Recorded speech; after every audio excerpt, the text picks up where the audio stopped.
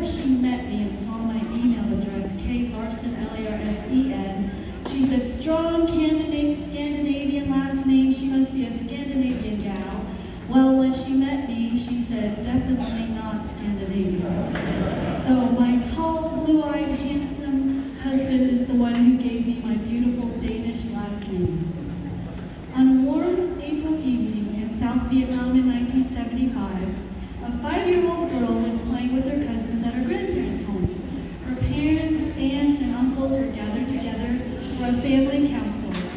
The topic of discussion, the end of the war had come, and the North Vietnamese army would be invading the South any day.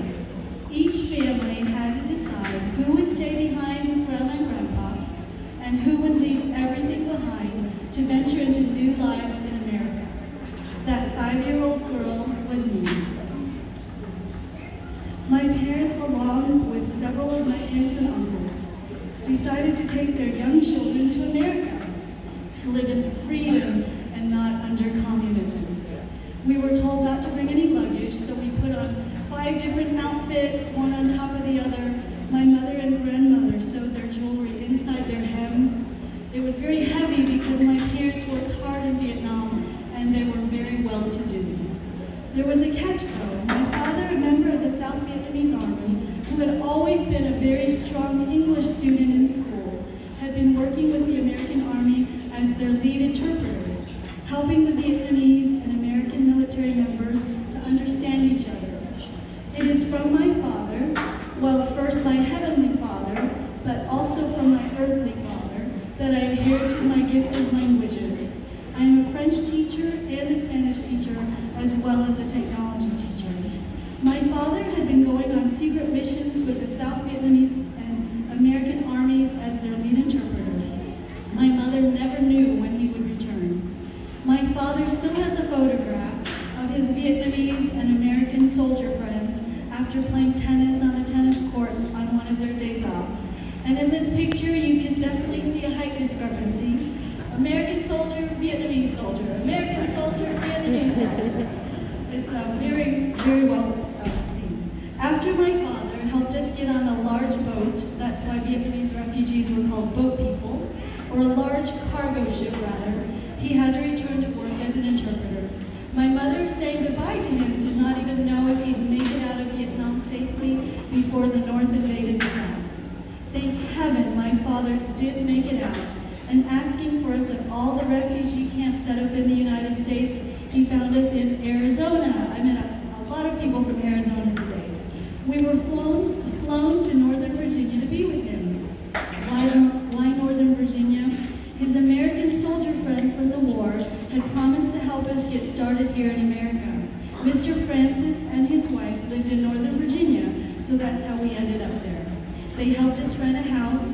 Each family had 1 bedroom. They helped my family, my aunts and uncles, my father and mother, to find jobs and sign up for classes to begin new careers.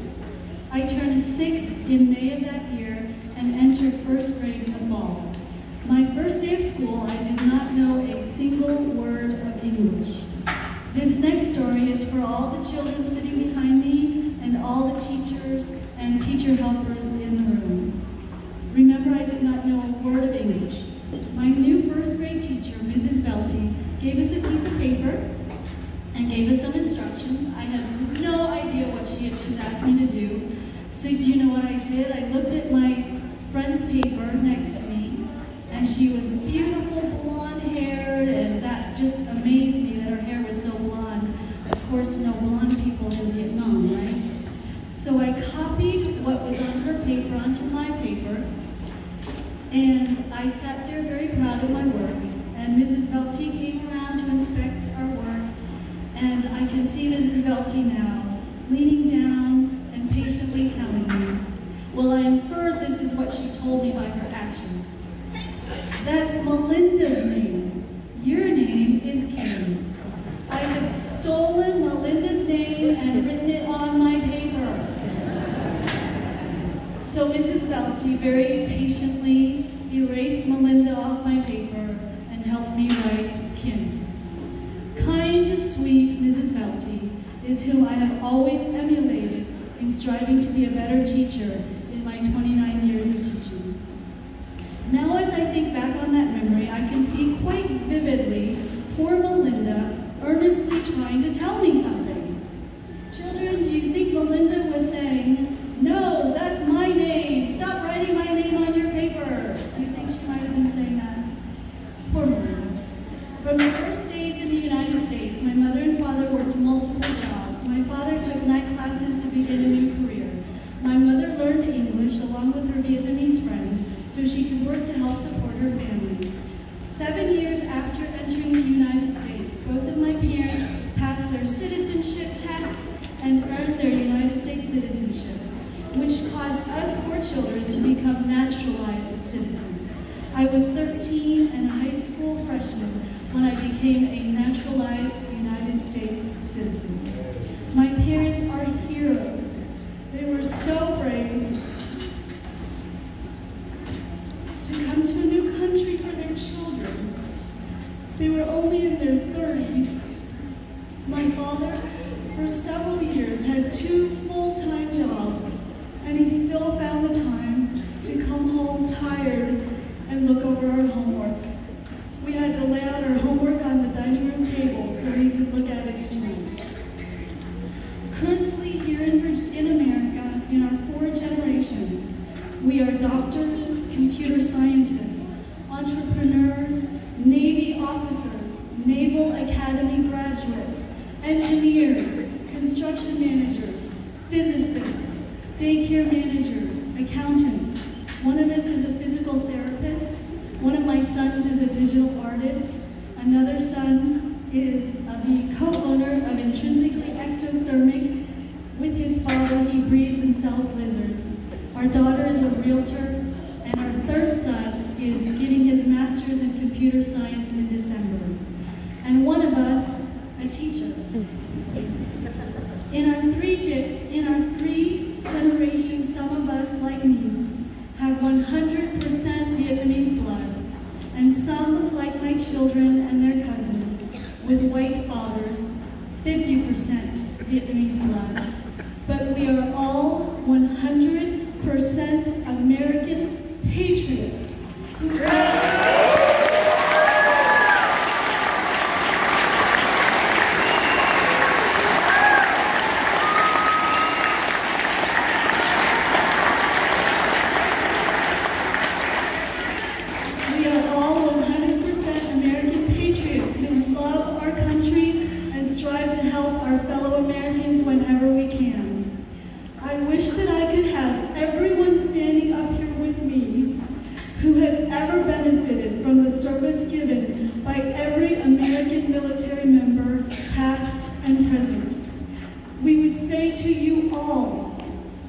present company and elsewhere, in one unified voice, the words, "Thank you," will never do justice to your gifts of service to your country and to us. We wish we could give to you restful nights of sleep and grant you peace in your hearts and in your minds. We wish we could return your sacrificed limbs and restore your sacrificed lives. We see you, we honor you and your service. We remember your sacrifices. My parents are in Vietnam now to celebrate the 50th anniversary of the end of the war. They spend several months there every year. I have not yet returned to Vietnam, but it is my wish to return one day with my husband and all 4 of our children, Calvert Christian, Kaylin, Virginia, and our new son-in-law, Kagan. This year, our family celebrates not only the 50th anniversary of the end of the Vietnam War, but we celebrate the end of all wars and the prevention of any war. Anyone who stops and prevents war is a hero, just like anyone like you who answers the call to serve his or her country is a hero. I am sure that you, like me, who holds a continual prayer in my heart for world peace, striving first for peace in our spirits, then peace in our families and homes, peace in our schools, peace in our towns and cities, peace in our nation, and finally, peace in our world. It has been such a blessing and a gift for me to have been given this opportunity to share my thoughts and deep gratitude with you all today. May 2025, the 50th anniversary of the end of the Vietnam War, herald the end of all current wars and conflicts, as well as make possible the prevention of future ones. And may we all practice the love and peace that we hope to see in this beautiful world that our Heavenly Father created for us. And may we find the 1,500 soldiers still missing in Vietnam and return them to their families. Merci beaucoup. Tantas gracias. Danke. Come on. Thank you. Welcome home.